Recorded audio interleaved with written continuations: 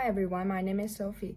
I'm from China and I'm an international student at Pierce College now. Today I'm going to talk about Chinese calligraphy. Chinese calligraphy is one of the highest forms of Chinese art. It is an Oriental art. Like the use of chopsticks, calligraphy was once entirely Chinese, but as Chinese culture spreads to Korea, Japan, and Singapore, calligraphy became a unique feature of Oriental art. The value of calligraphy to us in today's society is not only a writing skill, but also a carrier of traditional culture. Between strokes, it contains Chinese people's attitudes towards life. I have been learning Chinese calligraphy since I was 5 years old. When I wrote calligraphy on the paper, I would calm down and put all of my emotions behind.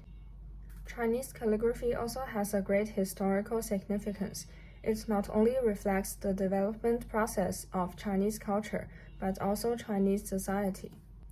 Next, I want to talk about the tools for writing of Chinese calligraphy. There are 4 basic tools. The first one is writing brush, and then is Chinese ink.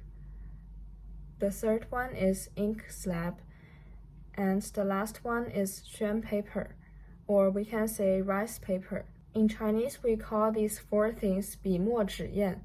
We also regard them as 4 treasures of the study. The last thing I want to introduce is about different styles of Chinese calligraphy. Chinese calligraphy in history had its particular forms and styles.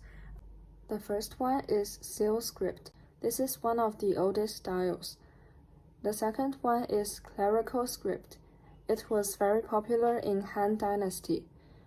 And the third one is regular hand. This style is the easiest to read. The words are clear just like today's typed words. The fourth one is cursive script. This style is the most difficult to recognize. The last one is semi-cursive script. It is a comparatively free style. Wang Xizhi and his son Wang Xianzhi were famous semi-cursive script calligraphers. Wang Xizhi began practicing calligraphy at the age of 7. Every day he sat by the pool to practice calligraphy. Countless bottles of ink had been used up. He practiced so much that a lot of writing brush had been broken. Every day after practicing, he washed his writing brush in the pool. After a long time, that pool of water became black because it was full of ink. Nowadays, that legendary ink pool has become a scenic spot for tourists to visit. His masterpiece, Lan Ting Xu, is known as the best semi-cursive script calligraphy work in the world. Chinese characters can be retraced to 4000 BC. In ancient China, there were a lot of types of calligraphy. I just introduced them.